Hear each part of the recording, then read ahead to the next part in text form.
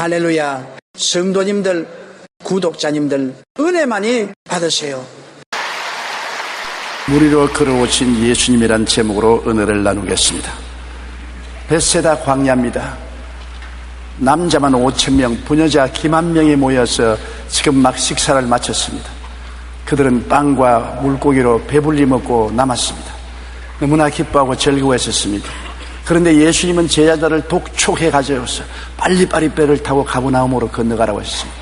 제자들은 좀 찜찜했습니다. 주님 같이 갑시다. 아니야, 나는 산에 올라가서 기도 좀 하고 뒤에 갈 테니까 빨리 가라, 빨리 가라. 그래서 예수님이 독촉을 받고 제자들은 못 이겨서 할 수 없이 배를 타고 노를 저어서 바다로 들어갔습니다. 마침 그날은 날이 흐리고 바람이 굉장히 불었습니다. 그것도 순풍이 아니고 역풍이 불어서 배를 저어 가기가 굉장히 힘이 들었었습니다. 예수님은 군중을 흩어보내시고 난 다음에 산중에 들어가서 혼자 기도했습니다. 5,000명 남자와 수만 명 부녀자들을 먹이고 마시고 배불리게 하는데 주님이 영적인 기운이 많이 소진되었었습니다. 그래서 영적 재충전이 필요하셨습니다. 그는 하나님 앞에 나서 몇 시간을 기도하고 그 다음 내려와서 물 위로 걸어서 제자들에게 다가오는 것입니다. 제자들은 파도가 하도 쉬기 때문에 1시간쯤 저으면 건너갈 가버나움에 지금 몇 시간째 배를 저어도 못 가고 있는 것입니다. 새벽 3시에서 6시 사이가 밤 4경인데 그때까지 배를 저어도 배가 자꾸 밀리고 못 나가니 지치고 불안하고 피곤했습니다. 근데 저 건너편에 보니까 바다 위에 흰 물체가 떴다가 내려앉았다가 떴다가 내려간다면서 그 풍파 속을 바람에 옷자락을 휘날리면서 다가오는 걸 보고 그들은 기절초풍을 했습니다. 유령이다.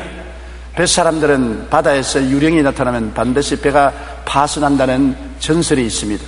그들은 이제 배가 파손해서 예수님도 없이 죽게 되었다고 생각하고 아비규환의 부르시험을 했습니다. 그러자 가까이 오신 예수님이 내니 두려워 말라. 그러나 예수님이 아닌지 모릅니다. 베드로는 만약 주님이시면, 주님이면 주님이지 만약 주님이 뭡니까? 처음부터 좀 의심스러웠습니다. 그러나 만약 주님이시면 나로 물으로 걸어오게 하소서. 주님이 오라. 베드로는 마음에 의심이 잔뜩 들어 있으면서도 용감하게 일사각오하고 물으로 출발했습니다. 그 보면 베드로는 보통 용기 있는 사람이 아닙니다. 자기도 만약 예수님은 또 만약 아닐 수도 있는데도 불구하고 그는 마음에 용기를 내어서 물을 걸어가기 시작했는데 다른 제자들은 다 움츠리고 나오려고 하지 않으셨습니다. 이걸 보게 될 때 여러분 마음에 좀 의심이 있더라도 담대하게 모험을 하는 사람이 기적을 체험할 수 있는 것입니다. 베드로는 마음에 아직까지 어질어질하면서도 담대하게 예수님을 바라보고 물 위로 쩌벅쩌벅 걸어가는데 자기도 놀라고 신비했습니다만 자꾸 계속해서 만약 빠지면 어떻게 하느냐, 만약 빠지면 어떻게 하느냐. 그 만약자가 참 큰 문제입니다. 처음부터 주님의 말씀을 의지하고 갔으면 좋겠는데 만약 주님의 말씀이 아니면 뭐 어떻게 하냐, 만약 예수님이 아니면 어떻게 하느냐. 만약 때문에 그가 바람이 불고 물보라가 얼굴을 치니까 예수님을 바라보던 눈을 돌이켜 바람과 파도를 바라보고 공포심이 마음에 확 들어왔습니다. 그렇지, 만약 예수님이 아니면 난 죽었다. 그러자마자 물속에 푹 빠져들어가기 시작한 것입니다. 만약 그대로 됐었습니다. 그는 고함을 쳤습니다. 주여 나를 살려주시옵소서. 예수님이 즉시 그를 손으로 내어 건져주셨습니다. 그리고 예수님 말씀하기를 믿음이 적은 자여 왜 의심하였느냐. 믿음이 있기는 있어요. 믿음이 있기 때문에 물속으로 걸어 들어왔지 않습니까? 그러나 의심을 같이 가지고 들어왔으니까 문제가 되었지. 주님께서 믿음이 적은 자여 왜 의심하였느냐. 우리가 믿음을 믿을 때는 확 믿어야지 의심을 하면서 믿으면 꼭 이런 일이 당하는 것입니다. 그래서 그는 예수님이 손을 잡고 건져서 함께 배 위에 올라오니까 제자들이 다 놀라서 예수님께 엎드려서 정말 하나님의 아들이라고 감탄을 했는데 순식간에 그들 배가 가버나움에 도착해서 편안히 내리게 된 것입니다. 이 이야기 속에 우리가 배울 수 있는 교훈이 대단히 많습니다. 첫째로 배를 타고 가는 것이 정상적이고 물 위로 걷는 것은 기적인 것입니다. 여러분, 우리가 일반 생활은 자연 법칙을 따라서 사는 것이 정상적인 생활인 것입니다. 아침에 해가 뜨고 저녁에 해가 지고 아침에 일어나서 일하고 저녁에는 잠자리에 들어가서 쉬고 하는 것이 정상적이지요. 요사이 많은 질병이 걸리고 스트레스에 걸린 이유는 정상적인 것을 저버리고 밤새 일하고 아침에 와서 잠을 자는 그러한 직업적인 관례요. 또 일주일에 6회 동안 일하고 이래째는 쉬어야 되겠는데 쉬지 않고 일주일 내내 계속해서 일함으로 말미암아 스트레스를 견디지 못해서 여러 가지 심신장애를 일으키는 것을 볼 수 있는 것입니다. 우리 일반적인 생활은 정상적인 자연 법칙을 따라서 살아야 되는 것입니다. 그러나 자연 법칙으로 살아갈 수 없을 때는 기적이 필요한 것입니다. 자연 법칙으로 우리가 살 수 없는 병에 걸렸을 때 의사도 약도 우리를 치료하지 못할 때는 기적이 필요한 것입니다. 제자들이 지금 배를 저 바다를 건너가는데 파도가 너무 쉬워서 정상적으로 자연 법칙을 따라서 볼 때는 도저히 가버나움까지 가지 못해서 제자들이 기절할 지경인 것입니다. 지치고 피곤해서 더 이상 배를 젓지 못할 처지였습니다. 그들에게는 기적적인 도움이 필요합니다. 그렇기 때문에 예수님께서 제자들을 구하기 위해서 물으로 걸어오신 것입니다. 이스라엘 백성이 홍해가에 모였을 때 앞에는 창렬한 홍해수요 뒤에는 애굽의 바로 군대가 습격해 왔습니다. 그들은 자연적인 법칙을 통해서는 건너갈 수 없습니다. 자연 법칙이란 다리가 있어서 다리를 통해서 건너가든지 배를 타고 건너가든지 최악의 경우에는 해물 쳐서 건너가야 되는데 그렇게 할 수 없는 처지인 것입니다. 그렇기 때문에 주님께서는 간섭하셔서 기적을 행하신 것입니다. 출애굽기 14장 15절로 16절에 야훼께서 모세에게 이르시되 너는 어찌하여 내게 부르짖느냐 이스라엘 자손에게 명령하여 앞으로 나아가게 하고 지팡이를 들고 손을 바다 위로 내밀어 그것이 갈라지게 하라. 이스라엘 자손이 바다 가운데서 마른 땅으로 행하리라. 모세가 바다 위로 손을 내밀매 야훼께서 큰 동풍이 밤새도록 바닷물을 물러가게 하시니 물이 갈라져 바다가 마른 땅이 된지라. 이것은 기적인 것입니다. 자연 법칙으로는 살아남을 수 없을 때 주님은 기적을 행하신 것입니다. 수르 광야의 기적도 하십니다. 모세가 홍해에서 이스라엘을 인도해서 그들이 수르 광야에 들어가서 사흘 길을 걸었으나 물이 없었습니다. 사람이 나흘간 물을 안 마시면 죽는다고 말합니다. 거의 죽게 됐었습니다. 그런데 그들이 연못을 발견했는데 물이 있어서 마실 수가 없었습니다. 자연 법칙으로는 그 물을 마시면 마시지 않은 사람보다 더 빨리 죽을 수밖에 없는 독이 있는 물이었습니다. 그래서 그들이 모세에게 고함을 쳤습니다. 모세야 물을 달라고.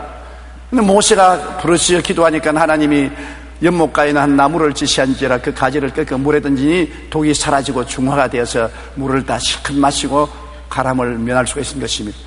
일반적으로는 그냥 물을 마시면 되는 것입니다. 그러나 물이 독이 섞였을 때 일반적인 자연 법칙을 통해서는 먹을 수 없을 때 주님께서 기적을 행하신 것입니다. 2005년 12월 뉴욕의 한 주택가 아파트에서 불이 났습니다. 미처 대피하지 못한 폭스 씨는 이제 겨우 1개월 된 아들을 이불에 싸서 창밖으로 내어 던졌습니다. 때마침 그곳에서는 아마추어 야구팀의 볼을 받는 포수가 불이 난 것을 보고 지켜 있다가 아기가 떨어지니까 볼 받듯이 찰칵 받았습니다. 더욱이 그는 예전에 인명구조에서 일했던 경험이 있기 때문에 아기를 안고 금방 인공호흡을 시키고 빨리 구급차에 실어서 병원에 들어가서 아기를 살려낸 것입니다. 아기를 던지기 직전 그 부인의 어머니는 기도를 했습니다. 저는 하나님 제발 아들을 살려주세요라고 간절히 기도했었습니다. 자연 법칙으로는 불에 타서 죽을 수밖에 없습니다. 한 살의 어린 아기를 어떻게 불 속에서 건져낼 수 있습니까? 그러나 강보에 사서 창밖으로 던져버리는 거죠. 그리고 하나님께 기도했습니다. 기적을 허락해달라고요. 그때 진짜 기적이 필요한데 어떻게 하필이면 야구에 볼을 받는 포수가 그게 구경하고 있다가 볼같이 날라온 어린애기를 찰싹 받을 수가 있었던 것입니까?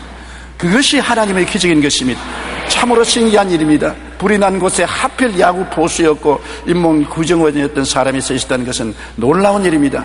하나님은 요술사는 아닙니다. 그러나 인생의 생명의 위기에 처했을 때는 이처럼 간절한 기도를 듣고 기적을 행하시는 것입니다. 인간의 생명의 위기에 처했을 때만이 하나님이 기적을 행하는 것입니다. 내가 평범하게 살아갈 때는 기적이 필요 없습니다. 내가 할 일은 내가 해야지요. 내가 할 일도 내가 안 하고 하나님 기적을 주시옵소서 하면 그것은 어리석은 기도인 것입니다. 내가 최선을 다하고 이제 나로서는 할 수 없을 때 하나님께 의지하는 것입니다. 내가 눈을 들어 산을 보리라 나의 도움이 어디서 올고 산이 막혀서 도움이 없습니다. 나의 힘으로는 길도 낼 수 없고 터널도 뚫을 수 없고 돌아갈 수 없습니다. 그러니까 나의 도움이 천지를 지으신 야훼께로다. 태산이 막혀서 내가 움쩍도 못하게 될 때는 그때 눈을 들어 하늘을 쳐다보고 천지를 지으신 하나님이 도와주실 것을 기도하면 하나님이 기적을 행하여 주시는 것입니다. 내가 할 일을 안 하고 내 의무와 책임은 안 하면서 하나님 도와주시옵소서 하면 안 되는 것입니다. 일도 안 하고 들어 누워서 빙글빙글 놀면서 일용할 양식을 주옵소서, 먹을 것과 입을 것과 있을 곳을 주옵소서, 기적을 주옵소서 하면 하나님이 일을 해라, 내가 기적을 줄 테니까, 그렇게 말하는 것입니다. 내가 할 일은 내가 해야 되는 것입니다. 내 할 일을 내가 다 하고 난 다음에 내 힘으로 할 수 없는 것은 하나님이 도와주시는 것입니다. 예수님의 제자들은 자기들이 할 일을 다 했습니다. 있는 힘을 다해서 노를 저었으나 그들 배가 자꾸 역풍에 밀려 뒤로 물러나가고 앞으로 전진하지 못하고 벌써 몇 시간이 되었는데도 가버나움에 도착하지 못하고 좌절과 절망에 처했을 때, 인간적으로 어찌할 수 없을 때 예수는 무리로 걸어오셔서 그들에게 기적을 행하여 주신 것입니다. 둘째로, 그냥 기적이 생기는 것이 아닙니다. 하나님의 말씀이 있어야 기적이 생기는 것입니다. 베드로가 주님께 말씀을 구했습니다. 그냥 주님이 물으로 걸어오니까 주님이다 생각하고 어림짚고 물속에 뛰어들어간 것은 아닙니다. 파도가 치고 바람이 불고 캄캄한데 어디 감히 모험하고 들어갔다가 살아남겠습니까? 그는 확실히 의지할 수 있는 말씀을 구한 것입니다. 주시어든 나로 무리로 걸어오게 하소서. 마태복음 14장 28절로 29절에 베드로가 대답하여 이르되 주여 만일 주심이거든 나를 명하사 물리로 오라 하소서 하니 오라 하시니 베드로가 배에서 내려 무리로 걸어서 예수께로 가되. 로마서 10장 11절에 믿음은 들음에서 나며 들음은 그리스도의 말씀으로 말미암으니라. 말씀을 들어야 돼요. 여러분, 성경 말씀은 창세기부터 요한계시록까지 기록된 말씀입니다. 오디오 비디오가 아닌 것입니다. 기록된 말씀인 것입니다. 우리가 기도해서 이 기록된 말씀을 성령이 우리에게 들리도록 하실 때 그것이 내게 주신 레마가 되는 것입니다. 기록된 말씀은 그냥 기록된 말씀으로 읽는 것이고 듣는 것이 아닙니다. 보는 것하고 듣는 것하고 틀리는 것입니다. 보는 것은 옛날 하나님을 체험한 사람들의 체험담을 기록하고 하나님의 음성을 들은 사람들이 그것을 기록한 것이 성경인 것입니다. 우리는 옛 사람들이 하나님의 음성을 듣고 체험하고 기록한 것을 읽고 있을 때 성령이 그 말씀을 통해서 우리에게 직접 마음속에 들리게 하시면 그것은 읽은 말씀이 아니고 들은 말씀이 되는 것입니다. 그럴 때 그것이 레마가 되는 것입니다. 예수님께서는 무리로 걸어올 때 베드로가 마음속에 성경을 보니까 이스라엘 백성이 홍해를 육지같이 건넜다 하더라. 나도 예수께로 가자. 그렇게 했더라면 물에 빠져 죽었습니다. 그는 기록한 말씀을 따라서 행하지 아니하고 주여 기록한 말씀대로 하는 것이 아니라 내게 말씀하여 주시옵소서. 지금 내게 말씀하여 주시옵소서. 그는 눈으로 본 말씀을 가지고 행한 것이 아니라 들은 말씀을 가지고 나간 것입니다. 믿음은 감각과 환경을 또 극복해야 되는 것입니다. 내가 믿었다고 해서 바람도 안 불고 파도도 안 치는 것이 아닙니다. 환경은 변하지 않습니다. 바람은 여전히 불고 파도는 여전히 쳤습니다만 믿음은 말씀 위에 서서 나가는 것입니다. 믿었다고 해서 환경이 갑자기 순탄해지지는 않습니다. 믿어도 바람과 파도는 걷습니다. 믿음으로써 우리는 한번 싸워야 되는 것입니다. 내가 믿었다고 해서 갑자기 병이 순식간에 낫는 것은 아닙니다. 마음에 믿어서도 여전히 병이 있고 고통이 있습니다. 그와 믿음과 싸워야 그 다음에는 믿음이 이기게 되는 것입니다. 왜 믿었는데 지금 당장 기적이 일어나지 않습니까? 그렇지 않습니다. 믿음은 반드시 환경과 싸워야 되는 것입니다. 제자들과 베드로는 하나님을 믿었습니다만 바람과 파도는 여전히 쳤습니다. 그들은 믿음으로 주님 오실 때까지 기다려야만 되는 것입니다. 우리도 주님 오실 때까지 기다려야만 되는 것입니다. 히브리서 12장 2절에 믿음의 주요 또 온전케 하시는 인 예수를 바라보자. 풍랑 속에서도 예수님을 바라보고 마음의 평안을 유지해야 되는 것입니다.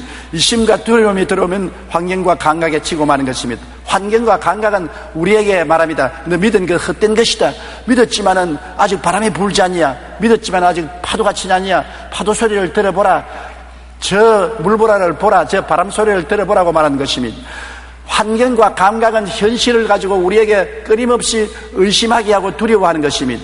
그러나 우리 마음은 하나님 말씀에 서 있는 것입니다. 말씀에 굳건히 서서 들려오는 바람과 파도 소리를 무시하고 나아갈 수 있어야 되는 것입니다. 그렇기 때문에 믿음이란 전쟁인 것입니다. 믿음이란 평안한 것이 아닙니다. 영적인 전쟁에 들어가는 것입니다. 의심하고 있을 때는 그냥 평안하겠지만은 일단 믿어서 의심을 제끼고 나가려면은 싸움을 해야 되는 것입니다. 마귀가 끊임없이 여러분에게 덤벼드는 것입니다.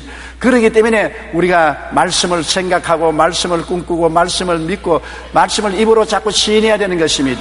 우리가 믿음의 전쟁을 할 때는 입술로 시인하는 것이 가장 큰 무기인 것입니다. 입술로 의심을 고백해버리면 안 되는 것입니다. 입술로 계속해서 주님을 쳐다보고 없는 것을 있는 것 같이 불러야 되는 것입니다.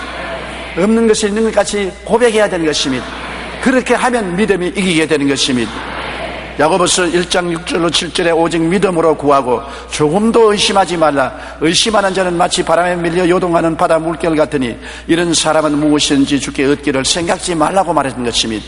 이사야 41장 10절에 두려워 말라. 내가 너와 함께하리라. 놀라지 말라. 나는 내 하나님이 되리라. 내가 너를 굳세게 하리라. 참으로 너를 도와주리라. 참으로 나의 의로운 오른손으로 너를 붙들리라고 말씀한 것입니다. 그러므로 우리가 오직 두려워하지 말고 놀라지 말고 주님을 바라보고 말씀을 자꾸 고백해야 되는 것입니다. 동남풍이 불고 서북풍이 불고 가시밭을 지날지라도 믿음의 주여 또 온전케 하시는 예수님을 늘 바라보고 입술로 자꾸 없는 것을 있는 것까지 고백하는 것이 믿음인 것입니다. 이 전쟁을 이기게 되면은 하나님의 영광이 우리에게 다가오는 것입니다. 미국의 트루먼 대통령은 정치 생활에서 은퇴한 후 고향인 미주리주에 기념 도서관을 짓고 어린이들과 자주 어울렸습니다. 한 번은 도서관에 온 어린이가 다가와서 물었습니다. 대통령 각하, 대통령께서는 우리처럼 어릴 때 학교 다닐 때 반장이었지요? 아니야, 나는 꼴찌였어. 나는 겁이 많아서 친구들이 호흡만 치면은 움츠리고 운동을 하지 못해서 애들이 운동할 때 나는 구경만 했단다. 그리고 나는 눈이 너무 나빠서 안경을 벗으면 글을 읽을 수 없었단다. 그런데 어떻게 대통령이 됐어요? 그렇지만 나는 언제나 성경책을 읽었어. 매일 성경을 읽었단다. 그 성경에서 빌립보서 4장 13절에 내게 능력 주시는 자 안에서 내가 모든 것을 할 수 있느니라. 이 말씀 한마디가 내가 어릴 때부터 대통령이 되고 은퇴할 때까지 중심을 잡아주었단다. 나는 언제나 할 수 없다, 못한다, 약하다, 허약하다 할 때마다 이 빌립보서 4장 13절을 외웠다. 내게 능력 주신 자 안에서 내가 무엇이든지 할 수 있다고 할 때 내 속에 용기가 생기고 힘이 불끈 생겨났던 것입니다. 트루먼 대통령은 이 말씀에 의지해서 용기와 힘을 얻고 제2차 대전을 무사히 승리로 이끌고 위대한 대통령이 될 수가 있는 것입니다. 말씀이란 이렇게 위대한 힘을 가지고 있는 것입니다. 우리가 성경 말씀을 읽다가 그 말씀 속에 성령이 우리에게 들려주는 감동의 말씀은 우리 일생을 좌우할 수 있는 힘의 원천이 되어주는 것입니다. 베드로가 바다 위를 걷기 전에 주님께 말씀을 구하고 말씀을 의지해 나간 것처럼 여러분도 주님께 말씀을 구하십시오. 저는 저의 일생을 좌우한 것이 제가 목회를 시작할 때 요한 3서 2절에 사랑하는 자여 내 영혼이 잘됨같이 내가 범사에 잘됨에 강건하기를 내가 간구하노라. 이 말씀이 제 영혼을 뒤에 흔들었습니다. 이 말씀이 내 마음을 바로잡고 역경과 어려움을 당했어도 언제나 이 말씀을 바라보고 쳐다보고 믿은 결과에 하나님의 기적이 생애 속에 나타나는 것을 체험한 것입니다. 우리가 말씀을 나의 것으로 받아들일 때 기적이 일어나는 것입니다. 셋째로 우리가 이 이야기에서 은혜를 받을 수 있는 것은 우리 인생에는 주님께서 제2의 기회를 주신다는 것입니다. 베드로는 물에 빠졌습니다. 그 길로 죽은 것이 아닙니다. 그가 주님께 부르짖어서 주여 나를 도와주시오 할 때 주님이 오셔서 손잡고 건져준 것입니다. 인생의 제2기회인 것입니다. 한 번 물으로 걸어가다가 빠졌다고 해서 영원히 빠지는 것은 아닙니다. 주님께 부르짖은 그 다음에 주님과 함께 또다시 물으로 걷는 체험을 하게 되는 것입니다. 마태복음 14장 30절로 31절에 바람을 보고 무서워 빠져가는지라 소리질러 이르되 주여 나를 구원하소서 하니 예수께서 즉시 손을 내밀어 그를 붙잡으시며 이르시되 믿음이 작은 자여 왜 의심하였느냐 하시고 주님께서 믿음이 적다고 꾸짖었지만은 그러나 다시 물에서 건져서 함께 물으로 걸어오게 된 것입니다. 골프를 치는 사람은 멀리 가니 뭔지 압니다. 친구들하고 골프를 치는데 드라이버를 탁 쳤는데 드라이버가 오비라고 산속으로 들어가 버리거나 그 다음에 해자들하고 물속이나 모래 속에 들어가 버리면 점수에 불점을 받게 되는 것입니다. 그러면 경기에 져요. 그러나 옆에 있는 친구들이 말리간 겁니다. 점수에 벌점 안 주고 다시 새로 쳐라는 것입니다. 새로 쳐라. 말리간이라는 것은 다시 한번 새로 벌점 없이 치는 것을 말하는 것입니다. 우리가 인생을 잘못해서 오비를 내고 해사대에 들어가면 주님께서 우리 보고 이놈아 나쁜 놈아 너는 벌을 받고 뒤로 물러가라고 하지 않고 주님께서 회개하라 멀리 간 다시 시작하라고 말하는 것입니다. 이것이 우리 주님인 것입니다. 골프할 때 실수하면 다시 칠 수 있게 허락하는 것처럼 주님께서는 우리에게 인생을 다시 시작할 수 있는 기회를 주신다는 것입니다. 베드로가 물에 빠졌을 때 주님은 멀리 간 다시 일어나라 다시 시작하라고 말씀하시는 것입니다. 시편 119편 67절과 71절에 고난당하기 전에는 내가 그릇 행하였더니 이제는 주의 말씀을 지키나이다. 고난당한 것이 내게 유익이라. 고난을 당해서 그가 넘어지고 빠졌습니다. 그러나 그것이 경험이 되어서 다시 일어나서 전에보다 더 나은 삶을 살 수 있게 된 것입니다. 시편 50편 15절에 환난 날에 나를 부르라 내가 너를 건지리니 내가 나를 영화롭게 하리라. 환난을 당했다고 주님이 버리는 것이 아닌 것입니다. 환난을 당했을 때 주님이 와서 건져주시면 그 체험을 통해서 더 주님을 영화롭게 할 수 있게 되었다는 것입니다. 실패는 주님과 더 가까이 가는 기회가 되는 것입니다. 실패했다고 버림받지 않습니다. 여러분 실패하기 전에는 자기 힘으로 인생을 살아보려고 하다가 실패하면 도저히 자기 힘으로 인생을 살 수 없다는 것을 깨닫게 되고 더욱 주님을 의지하게 되는 것입니다. 우리가 실패를 하기 전에는 그래도 내 믿음으로 내 인간의 수단과 방법과 믿음으로 해본다고 하다가 넘어져서 실패를 하여 상처를 입게 되면 그 다음엔 별 도리 없이 주님을 의지하게 되는 것입니다. 미국의 저명한 부흥 강사인 무디 목사님 키가 크고 몸이 크습니다. 그런데 하루 겨울날 아침에 시카고에 눈이 와서 온통 공원 전체가 눈천지가 되는데도 또 비가 내려가지고서 얼어붙어서 빙판이 되었습니다.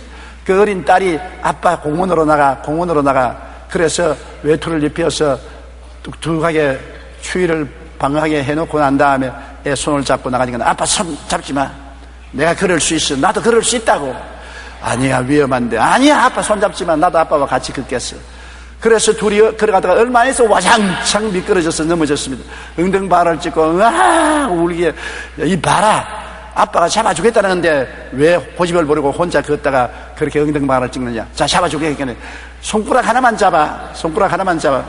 손가락만 내놓습니다. 그래서 아버지가 손가락 하나만 잡고 걸어가다가 또 미끄러지니까 손가락이 빠져가지고 이젠 진짜 크게 자빠졌습니다. 또 울어졌겠습니다. 그러니까 아빠가 그 다음에 이렇게 해서 손 전체를 덥석 잡았습니다.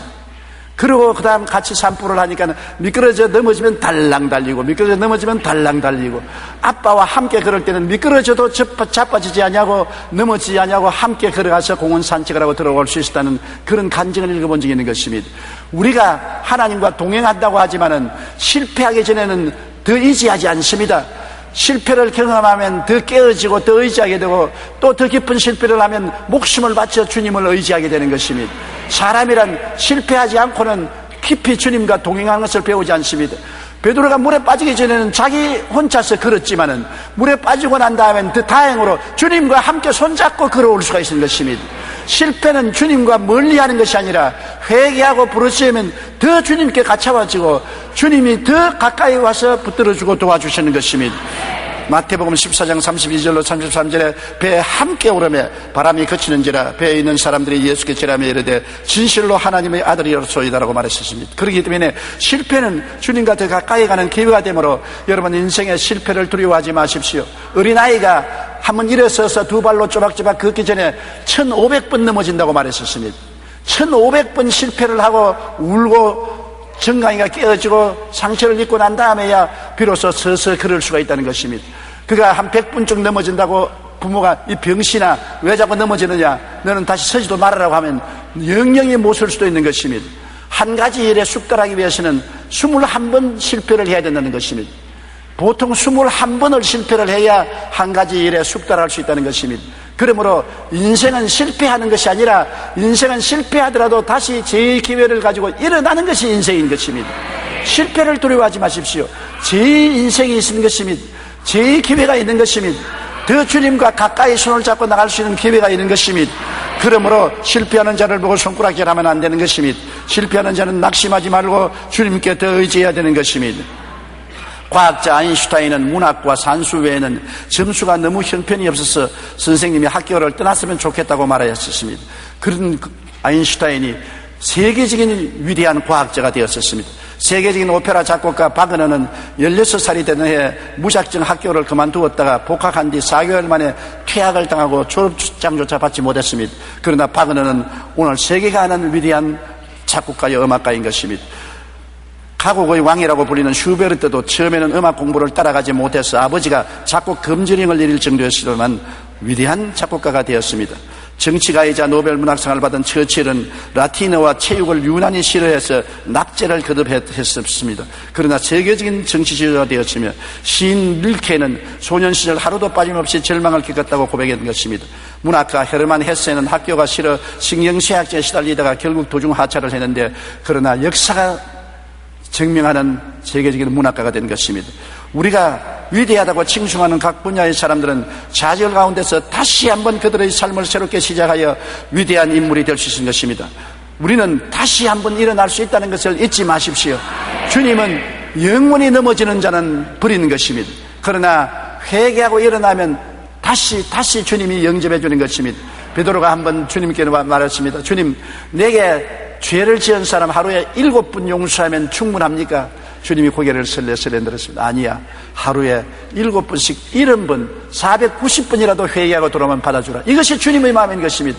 하루에 아무리 넘어져도 490번 넘어지는 사람이 있겠습니까? 넘어지는 것이 중요한 것이 아니라 회개하고 일어서는 것이 중요하다는 것입니다. 회개하라 천국에 갔다 왔지 의인들아 천국에 가까이 왔다고 말하지 않은 것입니다. 하나님은 죄인을 불러 구원하러 오시기 때문에 회개해야 주님이 일으켜 주시고 또 일으켜 주시고 또 돌봐 주시는 것입니다. 그렇기 때문에 언제나 우리는 자기 자랑을 하지 말아야 됩니다. 자기 자랑을 하고 자기를 의지하면 반드시 넘어지고 물에 빠지게 되는 것입니다. 깨어지고 회개하고 점점 더 자기를 버리고 더욱더욱 주님 가까이 가서 주님을 의지할 때 주님께서 우리를 붙들어 주심으로 우리가 넘어지지 않습니다. 알버트 아인슈타인은 말하기를 실수한 적이 없는 사람은 결코 새로운 일을 시도해보지 못한 사람에게로 말한 것입니다. 새로운 일을 시도하면 반드시 실패하는 것입니다. 실패하기 때문에 새로운 일을 성공할 수가 있는 것입니다. 미국의 선풍적인 인기를 가지고 있는 토크쇼의 여왕 오프라 윈프리를 여러분 잘 아시겠죠? 미국에서는 오프라 윈프리 쇼타임엔 미국 전국이 거기에 귀를 기울인 것입니다. 그러나 오프라 윈프리는 흑인 사생아로 빈민가에 태어나서 13살에 성폭행을 당하고 14살에 임신했습니다. 20살에는 마약에 빠져 그 인생은 실패자가 될 수밖에 없었습니다. 그러나 오프라 윈프리는 실패의 위기의 고난을 극복하는 흑인 여성들의 강인한 삶을 따른 소설을 읽으면서 자신의 약점과 부끄러운 과거를 이겨낼 의지를 하고 결심을 했습니다. 한 가지 결심을 했습니다. 나는 존경받는 여성으로 살겠다는 결심을 한 것입니다. 특별히 어릴 적 폭풍으로 무서운 밤이 되면 할머니에게 뛰어가는데 그때마다 할머니는 오프라에게 이렇게 말했습니다. 하나님은 당신의 자녀들을 함부로 다루시지 않는단다. 오늘날 그녀는 마침내 토크쇼인 프리마돈나로 추앙받으며 배우로서 영화 텔레비전 프로그램 제작자로서 자선가로서 그리고 사업가로 실패를 극복한 산정인이 되어 서게 된 것입니다. 오프라 윈프리는 이렇게 말합니다. 당신의 상처를 지혜로 바꾸십시오. 실패는 모든 것의 끝이 아니라 새로운 지혜를 여는 기회가 되는 것입니다. 오프라 윈프리 같이 처참한 여자, 흑인의 민초에서 아버지도 모르는 사생자로 태어나서 어릴 때부터 성폭행을 당하고 벌써 소녀 시절에 어린애기를 가지고 세상에 버림받은 아편 중독자가 된 그가 한 번 마음에 결심한 것입니다. 단 한 번의 결심은 해야 되는 것입니다. 나는 세상에 존경받는 여자가 되겠다는 결심을 했습니다. 그때로부터 그는 있는 힘을 다해서 존경받는 여성이 되려고 노력했었습니다. 오늘날에 와서 그처럼 유명한 여성 토크쇼자가 전에는 없었던 것입니다. 저도 그 윈프리의 토크쇼를 종종 듣는데 굉장한 인기를 가지고 있는 것을 느낄 수가 있는 것입니다. 여러분, 실패는 새로 출발할 수 있는 지혜를 얻게 되는 것입니다. 사람이 넘어져 봐야 이렇게 하면 넘어지는구나, 넘어져 봐야 이렇게 하면 실패하는구나, 지혜를 얻게 되는 것입니다. 그래서 더 현명해져서 넘어지지 않게 되는 것입니다. 어린아이가 자꾸 촛불을 잡으려고 할 때 잡지 말라고 털치지 마세요. 그러면 점점 더 잡고 싶어 하는 것입니다. 촛불을 잡도록 내버려 놓으세요. 딱 너는 뜨거워. 그 다음 나중에는 손을 끌어서 촛불을 잡아라 해도 안 잡습니다. 왜냐하면 뜨거운 것을 알았기 때문에 지혜를 얻게 되는 것입니다.